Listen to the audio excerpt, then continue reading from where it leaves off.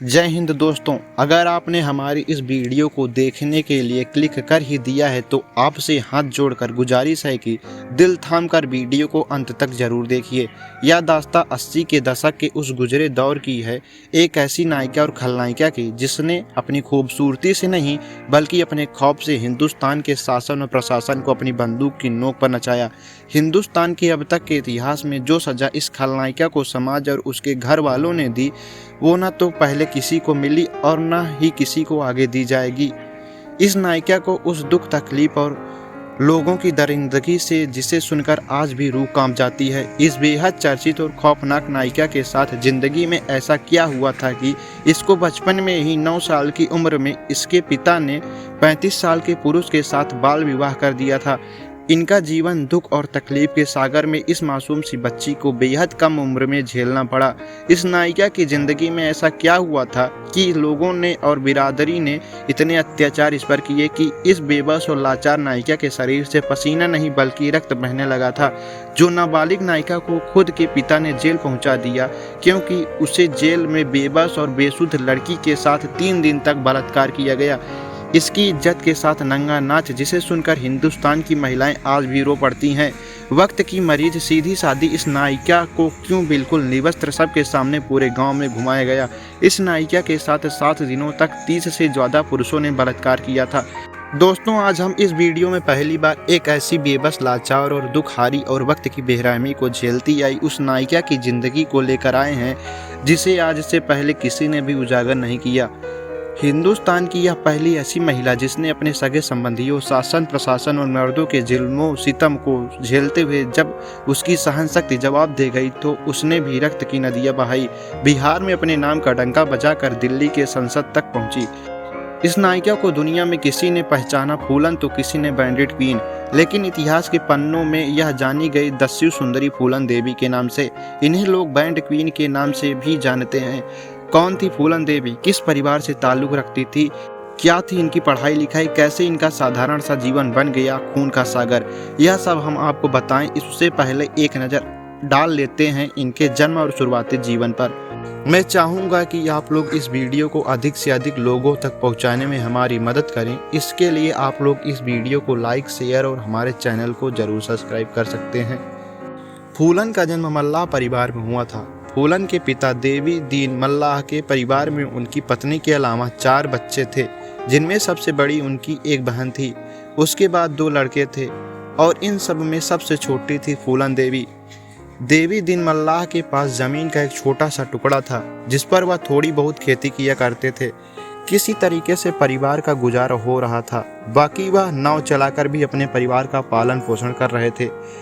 फूलन देवी जिस बिरादरी से आती हैं उस बिरादरी में फूलन देवी का परिवार गरीब से भी ज़्यादा गरीब वाली स्थिति में था। फूलन कभी भी किसी भी स्कूल या फिर कॉलेज नहीं जा पाई।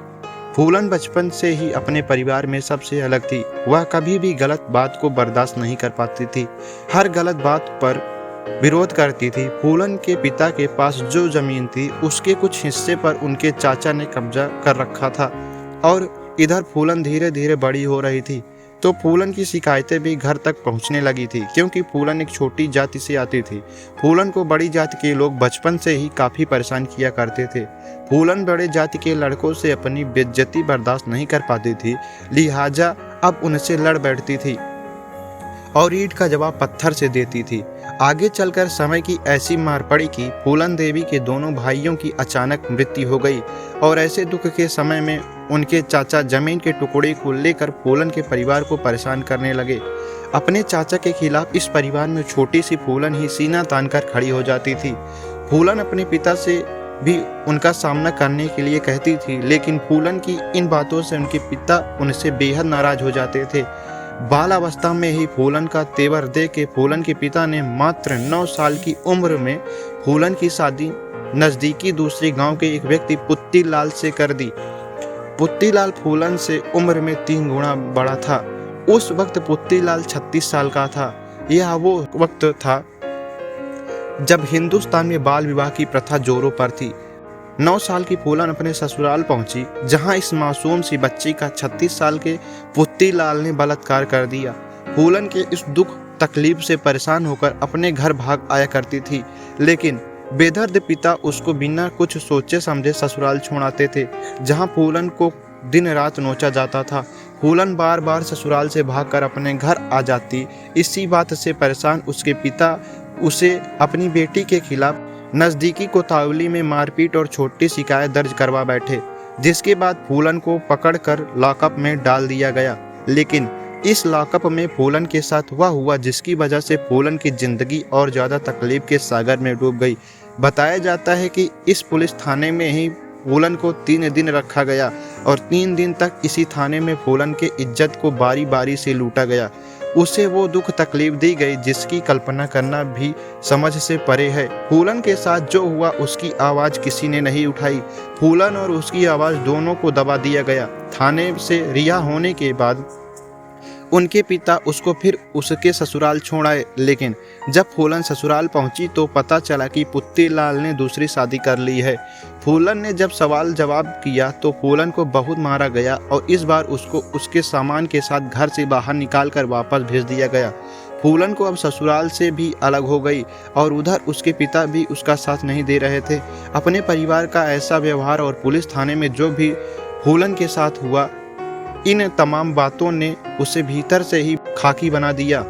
हर तरफ जिंदगी की मार झेल रही फूलन को समझ नहीं आ रहा था कि वह करे तो क्या करे। तो ऐसे में फूलन का संपर्क कुछ ऐसे अनजान और अजनबी लोगों के साथ हुआ जिन्होंने उसे एक अलग ही रास्ते पर चलने के लिए मजबूर कर दिया। फूलन जिन लोगों के संपर्क में आई थी वो ये लोग मल्लाह जाति से ही थे। एक दिन अचानक फूलन गायब हो गई और चंबल के बीहड़ में पहुंच गई। चंबल के बीहड़ों में फूलन देवी का बाबू गुर्जर के पास में पहुंचा दिया। इस गैंग में बाबू गुर्जर के बाद विक्रम मल्लाह का नंबर आता था।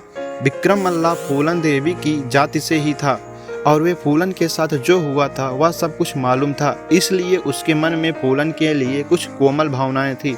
लेकिन इस गैंग का सरदार बाबू गुर्जर की गिद्ध जैसी नज़र फूलन देवी के ऊपर थी। एक रात जब वह फूलन देवी के साथ जबरदस्ती करने की कोशिश कर रहा था, तब वहां विक्रम मल्लाह पहुंच गया। उन दोनों के बीच झगड़ा हुआ और फाइनली विक्रम मल्लाह ने बाबू गुर्जर को जान से मार दिया। अब इस गैंग का नया सरदार विक्रम मल्लाह बन गया। हालांकि विक्रम मल्लाह पहले से शादीशुदा था, लेकिन अब इस गैंग में विक्रम मल्लाह ही लीडर था। अब फूलन को विक्रम का साथ मिल गया था।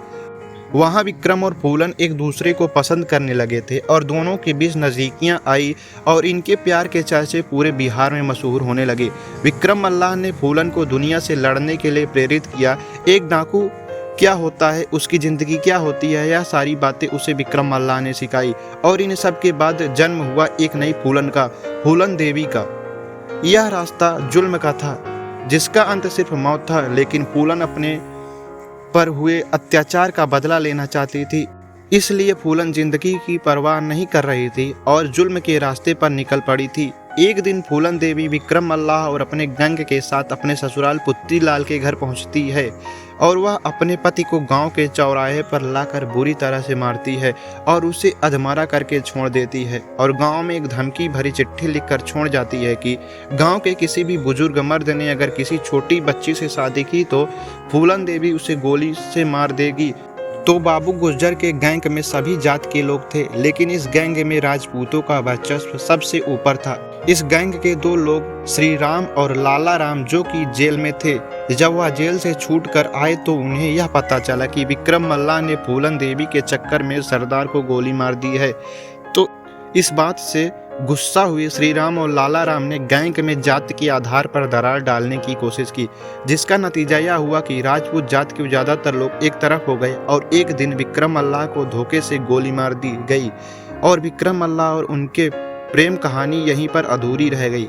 विक्रम मल्लाह की मौत के बाद श्री राम और लाला राम फूलन को जबरदस्ती उठाकर यूपी में अपने गांव बेहमई ले आए। यहाँ उन्होंने फूलन को एक कमरे में बंद कर दिया और यहाँ फूलन के साथ वह हुआ जिसकी कल्पना भी करूँ तो रूह कांप जाती है। फूलन के साथ इस बंद कमरे में हैवानियत की सभी हदें पार कर दी गई, जिसकी कभी फूलन ने कल्पना भी नहीं की थी। कई दर्जनों लोगों ने फूलन की इज्जत को देर रात लूटा। फूलन दर्द से छटपटा रही थी, लेकिन दरिंदों पर जरा सा भी असर नहीं पड़ा। फूलन दर्द से बेहोश हो जाती तो उसे फिर से होश में लाकर फिर उसकी इज्जत को लूटा जाता। और जब इन दरिंदों का मन नहीं भरा तो लाला राम और श्री राम ने फूलन को पूरे गांव में बिल्कुल निवस्त्र घुमाया। फूलन के किसी ने कोई भी मदद नहीं की। उसी गांव में एक मल्लाह जाति का फूलन का परिचित रहता था। जब उसे फूलन के बारे में पता चला कि फूलन की हालत बहुत खराब है तो वह फूलन से मिला और उसको वहां से सबकी नज़रों से छिपाते फूलन देवी को वहां से निकाल लाया। और फूलन को विक्रम मल्लाह के कुछ लोगों से फिर से मिली। यह लोग फूलन देवी को लेकर एक बार फिर चंबल के बीहड़ में ले आए, जहां एक बार फिर से सभी मल्लाह जात के लोग को इकट्ठा करने एक नया गैंग बनाती है। और इस बार इस मल्लाह गैंग का लीडर खुद फूलन देवी बनती है। फूलन देवी को जो उस गांव से बचाकर लाया था उसका नाम था मानसिंह, जो विक्रम मल्लाह का दोस्त था। मानसिंह हमेशा फूलन के साथ रहता और विक्रम मल्लाह की जगह मानसिंह ने ले ली। 14 फरवरी 1981 का वह दिन जब बेहमई गांव में एक राजपूत परिवार में शादी थी, जहां फूलन की इज्जत को मिलकर लूटा गया था। फूलन अपने साथ हुई इस दर्दनाक घटना को ठीक 7 महीने बाद फूलन देवी का गैंग इस गांव पर पुलिस की वर्दी में हमला कर देता है और फूलन इस गांव में उन सभी लोगों की तलाश करने लगी, मगर गांव में इनमें से कोई नहीं मिला। केवल 2 लोग ही फूलन देवी के पकड़ में आए थे। इसके बाद फूलन देवी ने शादी में आए हुए दूसरे राजपूत मर्दों को पकड़ा और गांव के चौराहे पर उन सभी को एक लाइन में खड़ा कर दिया और 22 राजपूतों को मौत के घाट उतार दिया। इस हत्याकांड ने तो पूरे देश को हिला कर रख दिया था। शासन प्रशासन के पैरों तले जमीन निकल गई। फूलन देवी का एक ही रात में पूरी दुनिया में नाम पहुंच गया। इसके बाद से पूरे देश में फूलन देवी का नाम घर घर लिया जाने लगा। बेहमई हत्याकांड ने फूलन देवी को दस्यु सुंदरी के तौर पर प्रसिद्ध कर दिया, तो वहीं मीडिया ने पहली बार फूलन देवी को बैंडिट क्वीन का नाम दे दिया और अब चंबल का पूरा बिहार फूलन देवी के नाम से डरने लगा। फूलन को पकड़ने के लिए कई राज्यों की पुलिस ने मिलकर बीहड़ में फूलन की तलाश की, लेकिन फूलन कभी किसी के हाथ नहीं आई। जिस समय यह घटना हुई उस समय दिल्ली में इंदिरा गांधी प्रधानमंत्री के पद पर थी और यूपी में बीपी सिंह मुख्यमंत्री के तौर पर थे। इस घटना के बाद मुख्यमंत्री ने अपने पद से इस्तीफा दे दिया। स्टेट की पुलिस फूलन देवी की तलाश करने लगी, लेकिन फूलन पकड़ में नहीं आ रही थी। मध्य प्रदेश के भिंडे जिले के एसपी राजेंद्र चतुर्वेदी अपने सूत्रों के जरिए फूलन देवी के संपर्क में थे। वह उसे सरेंडर करने की कोशिश कर रहे थे। प्रधानमंत्री इंदिरा गांधी ने पहल की कि बातचीत होनी चाहिए। फूलन देवी ने सरेंडर करने की इच्छा तो जाहिर की, लेकिन अपनी कुछ शर्तें भी रखी। उसने कहा कि वह महात्मा गांधी और दुर्गा माँ की प्रतीक्षा के सामने हथियार डाल देगी। गैंग के किसी भी सदस्य को 8 साल से ज़्यादा जेल में नहीं रखा जाएगा और जेल से निकलने के बाद उन्हें ज़मीन जब प्लाट दिया जाएगा जिसके आधार पर वह शराफत की ज़िंदगी जी सकें। फूलन देवी के सरेंडर के समय उनका पूरा परिवार वहां मौजूद था। फूलन देवी यूपी में सरेंडर नहीं करेगी बल्कि एमपी में सरेंडर करेगी।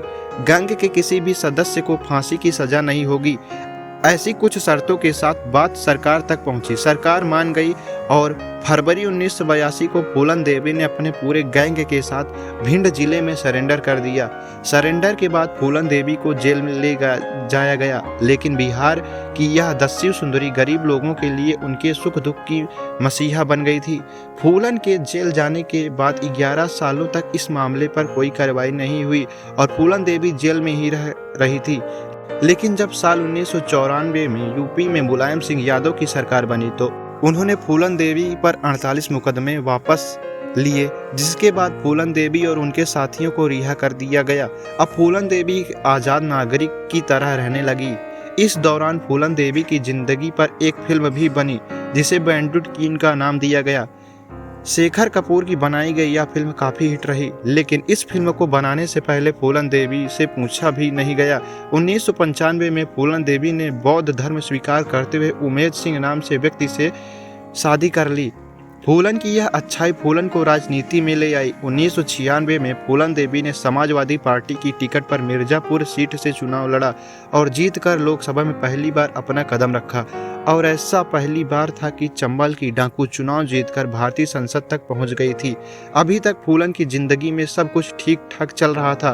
राजनीति और जनता के बीच फूलन काफ़ी लोकप्रिय बनी हुई थी, लेकिन शायद भगवान को कुछ और ही मंजूर था, क्योंकि फूलन की जिंदगी में अब तक होने वाला था जिसका अनुमान किसी को भी नहीं था।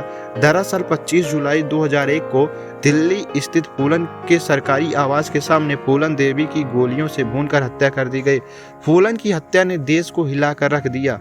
हत्या के बाद आरोपी फरार हो गए और एक बार फिर से पुलिस की नाकामी देश को देखने को मिली। इस घटना के 2 दिन बाद हत्या आरोपी शेर सिंह राणा ने देहरादून में पुलिस के सामने आत्मसमर्पण कर दिया। पुलिस के अनुसार राणा ने बेहमई हत्याकांड के फूलन के हाथों मारे गए 20 राजपूतों की हत्या का बदला लेने के लिए फूलन की हत्या की थी। इस प्रकार फूलन देवी उसी गोली का शिकार हुई जो पूरे चंबल के बीड़ों में गूंजती थी। फूलन देवी कभी भी अपनी मर्जी से डाकू नहीं बनी थी। फूलन को इस हालत में पहुंचाने वाले वो लोग थे जिन्होंने फूलन की इज्जत को तार तार किया, उसके मान सम्मान को ठेस पहुंचाई, उसकी अंतरात्मा को घायल किया। फूलन देवी, जिसे पूरी दुनिया और आने वाली पीढ़ी इतिहास में चंबल की जानी बैंडिट किंग के नाम से याद रखेगी। दोस्तों, यह थी फूलन देवी की संघर्ष और उनके ऊपर अत्याचार की कहानी, जिसे हमने आपके समक्ष रखा। दोस्तों, आपको यह लगता है कि फूलन देवी ने जो किया वह ठीक था या गलत था? फूलन ने जो रास्ता अपनाया क्या वह सही था? आप अपनी बात हमें कमेंट में ज़रूर बताएं। दोस्तों, अगर आपको हमारी यह वीडियो पसंद आई हो तो वीडियो को लाइक और हमारे चैनल को ज़रूर सब्सक्राइब कर सकते हैं। वीडियो देखने के लिए दिल से शुक्रिया दोस्तों।